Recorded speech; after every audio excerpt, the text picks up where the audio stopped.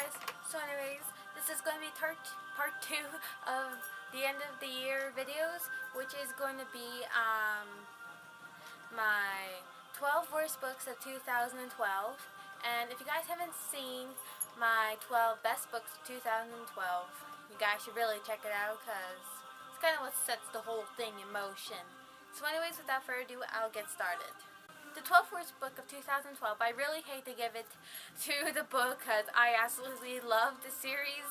You guys hear me talk about it in almost every single video, but sadly I have to give it to it because the ending just really confused me. And that is Fear by Michael Grant. I absolutely love this book, but I just had a huge problem with the ending and what was happening with Diana. I was just having a huge problem with that. I don't know why, but it's still absolutely a wonderful book. I just had a huge problem with the ending. That is all. That's all. It's at the bottom of the list, so take that. The 11th worst book of 2012 was Insurgent by Veronica Roth. I knew I promised to do a review on it. I still am going to be doing the review, but I absolutely didn't like this book. I just had a huge problem with it. It was still interesting, but I just had a huge problem with what everything was happening, and I just didn't really enjoy it as much as I did as Divergent. I'm hoping that the next book, we don't know the name, we don't even have a cover, but will be much better. I'm hoping, because this really let my hopes down, but I'm still in love with this series because it's a wonderful dystopian series. The 10th best book of 2012 is worst book, is The Calling by Kelley Armstrong. I read this in March, April, I can't remember, and I absolutely didn't like it. It was just one of those books that the authors put in between to make it a trilogy. It was just day after day after day of the same stuff. She dreams. She has the same dream each night. It was just a repeat, and I didn't really enjoy that. The 9th worst book of 2012, I read just before I left for summer holidays, so I didn't have the time to do a review on it, and there was no internet where I was staying, so I couldn't upload a video, and that was Matched by Condie. I read this book a while ago. I gave it 3 stars. The world building was alright, but it was mostly focusing on the romance, and I hate when that happens. It's just, you don't want to hear that she thought this all the time and that she wanted to be with this guy, and yeah, it was mostly focusing on the love triangle, and it was just middle thing. I was like, if you feel that way, just go for him. Forget the other guy, just go for him, okay? Okay, you feel that way? Just go. The 8th worst book of 2012 was Monsters and Men by Ness. I read this a while ago, just before I started blogging, I think, and I absolutely got really confused and didn't enjoy it. I had to force myself to finish it. It just mostly drove me crazy that I couldn't tell Simon and Simone apart, because the only thing that was separating them was the E, and there was no chapters. I have to have chapters, because if I don't have chapters, I'm absolutely going to go insane. And oh my god.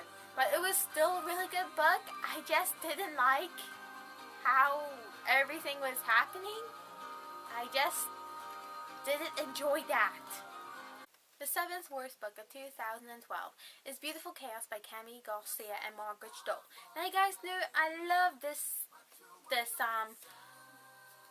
series, but this one really left me in the corner wondering what the heck is going to happen. Just a lot of stuff was happening and I didn't know what to think of it, and the ending, could you please repeat that to me? Like, seriously? And I just kind of got lost, and well, Beautiful Redemption, please pick me up off my feet again and make me love this book. answer all the questions I had.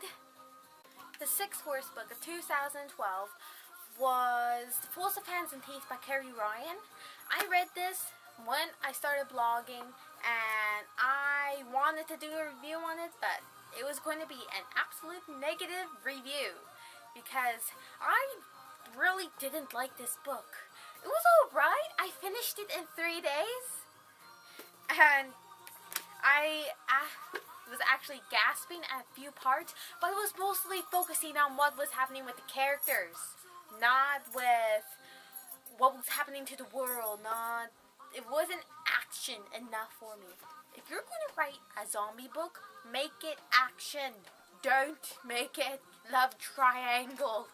And the ending, oh my god, are you kidding me?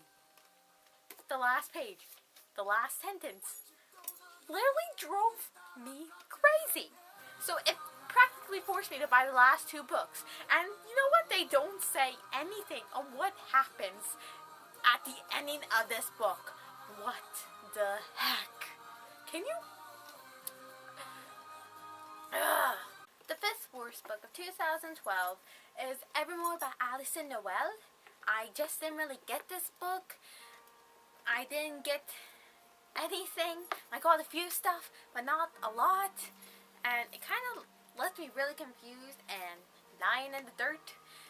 But my friend recommended it to me, and I'm absolutely going to check out the next book because I presume that the series gets better the more you get into it.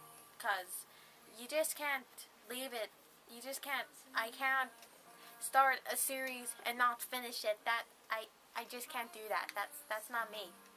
The 4th worst book of 2012 is not this whole book, okay? It's not the whole book. It's only one of the stories in it, okay? So, don't have anything against me. Is Black Dawn, which is the 2nd story in Night World 3, and it's by L.J Smith.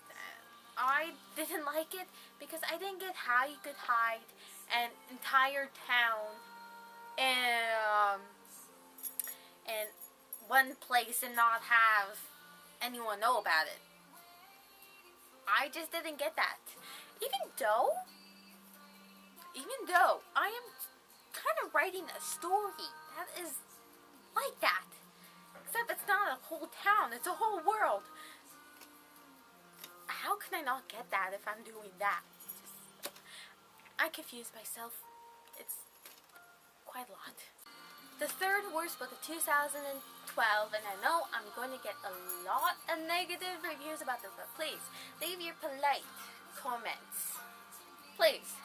And that is Twilight by Meyer.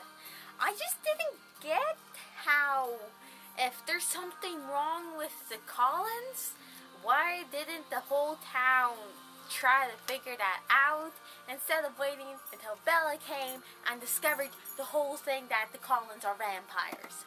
Like, can you please explain that to me?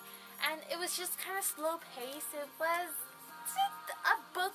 It wasn't a book for me, okay? This book is not just for me. It's not for me. It's for try-hard people like Poland's Bananas, Christine. Yeah. She's funny. I read New Moon. I enjoyed New Moon because there's a lot of Jacob in it. I love werewolves. I just couldn't seem to love this book, and I can't seem to pick up Eclipse, okay?